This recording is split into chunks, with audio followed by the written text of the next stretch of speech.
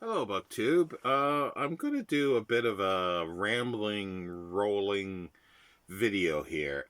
Mark at Book Time with Elvis did sort of a tag type thing for, down the rabbit hole.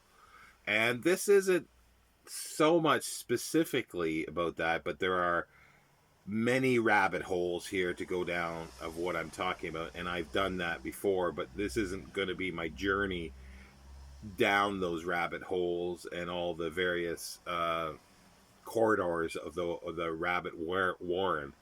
Um, it's more of the connection, interconnectedness of things, connections. Like James Burke, sort of. I'm not making a beginning with something and then come bring into modern, but it's all these things and it's like a web and crossing over and everything. But anyway, let's get to it. This was a book that was purchased for me, and I don't know by who, from my wish list for my birthday. I'm assuming because that's coming up in a couple weeks. Now, it's early. Well, it's the early works of Juana Barnes. It's called "Vivid and Repulsive as the Truth," and she was a early 20th century writer, journalist, wrote articles, fiction, and poetry. And the first section of here is some of her early poetry that was in sort of New York paper, and they're sort of local character type things. Um, and the second one in here, I'll just read the first paragraph, and we'll sort of jump off from there because that's what made me think of doing this video. It's called Twingless Twitchell and His Tantalizing Tweezers. That's the name of the article. It starts out Shakespeare, wittier of epigrams, no doubt, said someone in some of his plays about teeth. If the truth were known beyond question, it would be found that an aching tooth in many cases has had far greater effect on the world's history than the rainfall on the eve of Waterloo, bracket, which besides annihilating Napoleon's army, gave that dear Victor Hugo an excuse for several chapters of guerrilla philosophy in Les Miserables. This is a modern version of the Hugo tale. So Victor Hugo is mentioned, and I recently in January reread with Mark at Book Time with Elvis. I reread the new translation. Now this is an older translation. This is the first English translation, second edition from 1862. And we'll just sort of go in here that the connection with this. It's got a signature. It was owned by Charles Sirley, who was a Belgian academic, basically, at the time, in the late 1800s, and situated in Scotland. And he translated a lot of French literature, but he was also the editor of the Everyman magazine, which was put out by J.M. Dent, and it's not specifically related to the Everyman Library, but it's part of that. So that's another tangent we can go on there. But Victor Hugo, and then recently I got this book, which I've wanted for quite a while. It's a study of Victor Hugo by Algernon Charles Swinburne, the poet, and this is a little study that he's done, mostly of the poetry. Now, then we get to Swinburne. So we've moved from Joanna Barnes to Victor Hugo to Swinburne, who actually met Victor Hugo on the Isle of Guernsey for one of his last, I guess, poetry collections. Got it signed. He talks about that in an essay in another collection of essays of Swinburne's. So and Swinburne is a one of my favorite. Well, I really like his poetry, and I've got a number of his books and his prose. Takes a while to get used to. But also too, like he was at a time, late 1800s, lots of authors around, and there was another connection. There's a couple connections here. There's a connection with Edmund Goss, who I really like, and here's a book here called Life and Letters of Edmund Goss, who was a late 19th century, early 20th century critic, wrote some fabulous essays, and he was in contact uh, with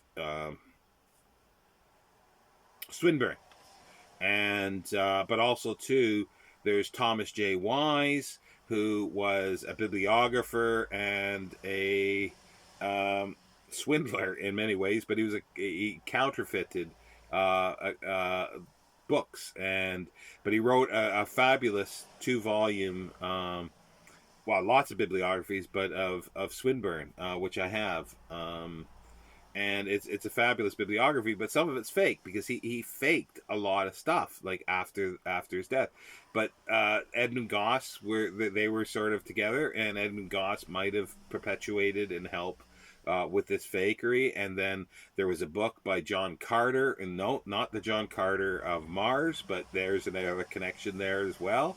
See, we're going everywhere with this, you know. But he and somebody else wrote an inquiry into certain 19th century papers or pamphlets, and it uncovered this, and it's sort of blew up a lot of the stuff of the Thomas J. Wise, and there's dozens of books now regarding him. A very fascinating character. Um, okay, well, let's back up a little bit. So we got Swinburne, Edmund Goss, and then we got the Thomas J. Wise and Carter, all that. So we've got, Edmund Goss, who was a friend of Robert Louis Stevenson, and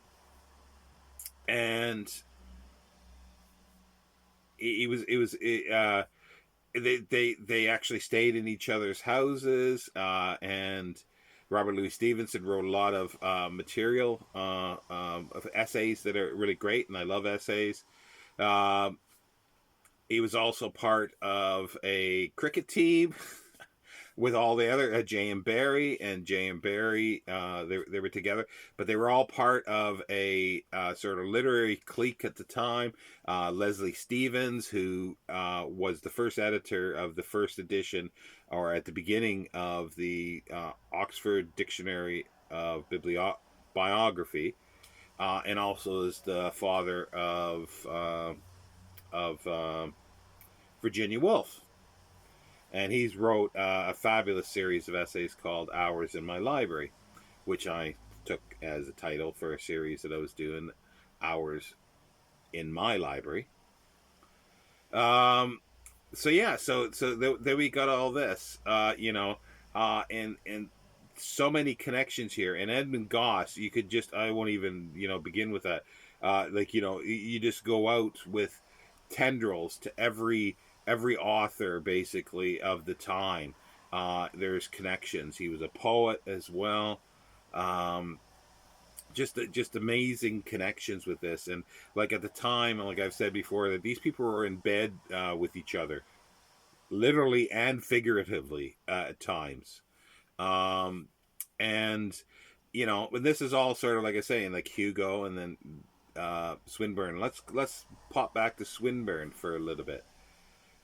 There's a fabulous essay, and I've tried to remember exactly, and I couldn't find it, but I got an essay here. It's either Chesterton or Augustine Birrell that wrote an essay about walking down the street and looking up at the room where actually Swinburne had died. A fabulous essay and a fabulous essayist. So it just goes on from there. Also, too, a more recent thing that is Swinburne was a series of books called the Burton and Swinburne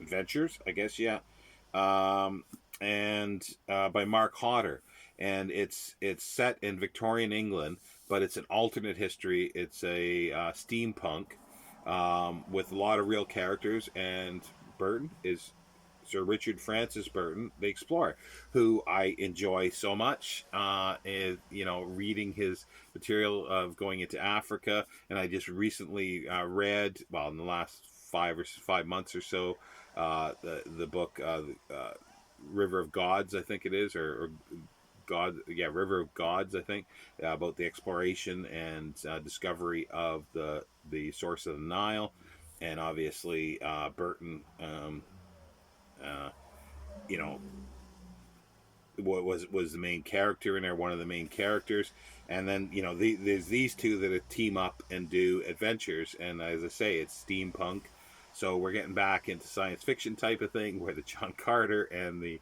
Edgar Rice Burroughs, it's all these things, like the names, like they crop up with stuff, and it's an endless web if you actually follow it, and it's fun to follow. It's connection, and you can get lost, literally get lost in these connections.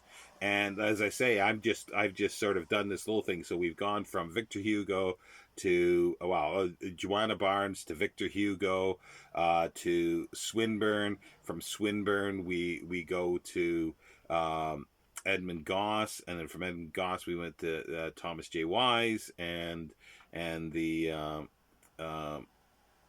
um, um, counterfeiting of books and pamphlets.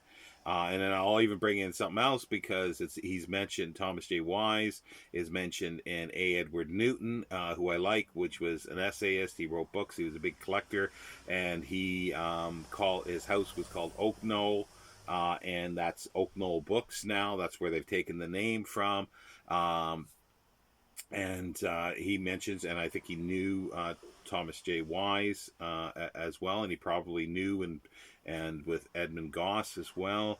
All these connections, and he was a big collector of Johnson and Boswell as an extension. And I love Johnson and Boswell's Life of Johnson. It's just, as I say, you could just continue on and on and on with these connections. Anyway, that's enough. This is 12 minutes. Sorry, I didn't even think it was recording for a second. It's now over 12 minutes. That's enough. And it's sort of a connections thing, and a little bit about the potential rabbit holes that you can go down. Thank you, BookTube.